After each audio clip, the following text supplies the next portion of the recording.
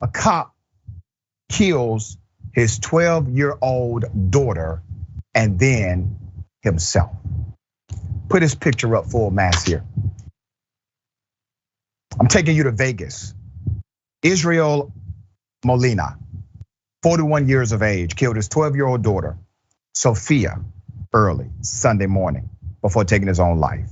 Police said the off-duty cop also shot his wife and shot his teenage son, both of whom are expected to survive. The cop had been a North Las Vegas police officer for 6 years. 6 years. The shooting was reported shortly before 4 a.m. Here's some background. The married couple, they were quarreling when he tried to shoot the woman, police said, noting that their son was shot after he tried to intervene. The teenager and his mother were able to leave the house, but the officer stayed inside with the girl, police said. SWAT officers responded and made an emergency entry into the home where they found the two bodies. This guy was a cop, killed his own family, tried to kill everybody in the family. You don't think that a person with this kind of culture inside of them is willing to execute a citizen if they're willing to get angry enough to try to execute their entire family, and successfully killed his 12-year-old daughter? You got to think about the irony of this.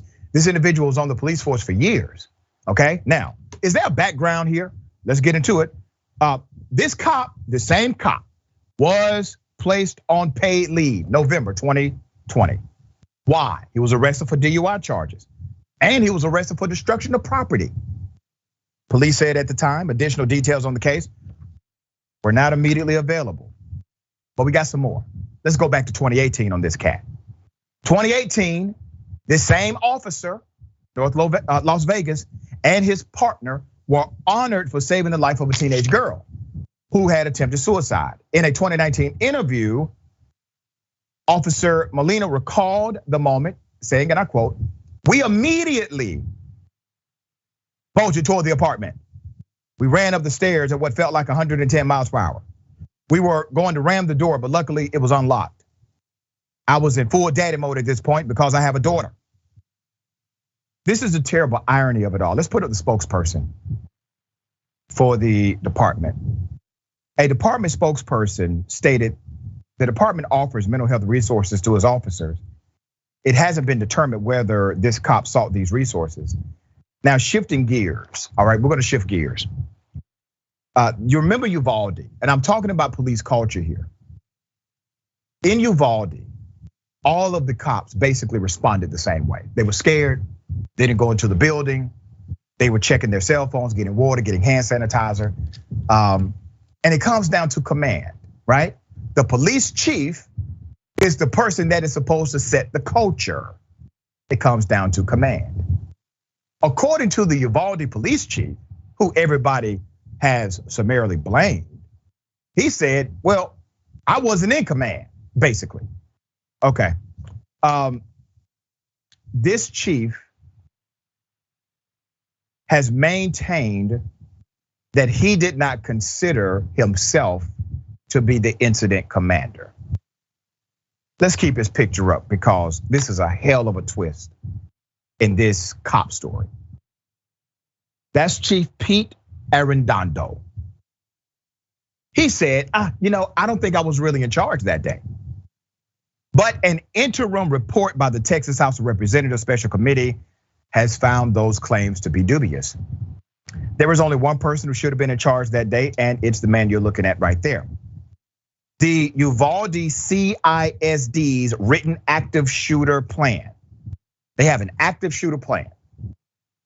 Directed its police chief to assume command and control of response to an active shooter. That is page 7 of the report. Arredondo, the man you're looking at, wrote the damn thing. He wrote it.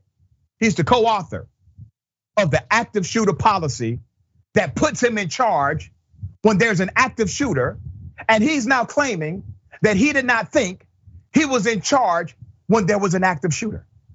You cannot make this stuff up. The chief's failure to correctly categorize the event was likely the greatest mistake made. According to the committee, instead of ordering a response designed to take out the active shooter, they treated it as a barricaded subject, which was holistically inaccurate. Now, what's happening here? I mean, these are the people that are supposed to be the bravest, right? They're supposed to come in and they're the tough guys. They got command of the scene. They damn sure want to have command of you if it's a traffic stop, right? Be slow producing your ID and see what happens. What if the cops think you have a gun? This is what happens when they know you have one. Inaction. This is ridiculous. There's something wrong with the culture, is my point, all right? So it can't be about reform only, it has to be about replacement. These police agencies aren't in the same state, they're not in the same jurisdiction, they do not have the same commanders, but this culture permeates beyond the borders of our cities, communities, states, etc. All right, David, thoughts here. Look, I think you hit it right on the head. The police culture has to change somehow. The culture, which is all about dominating people that you can dominate and then running the other way or hiding from people who may have outgunned you. And oh, by the way, not recognizing that maybe your own police officers face stress and have mental health issues. I mean, if somebody might have intervened in the case in the Las Vegas police officer, maybe that would have been different, because all of us, anybody who's a parent can understand quarreling with your wife, having tensions because of your kids. But what happens is most people will say, okay, I need a break. I need to walk the other room. I'm gonna leave the house. If there's a gun around, if that's your go-to way of solving a problem, then it's not just solving the problem with the people that you may be chasing down the street. Maybe that's what you do. That's your impulse when dealing with a family member that you're infuriated at. It's horrible.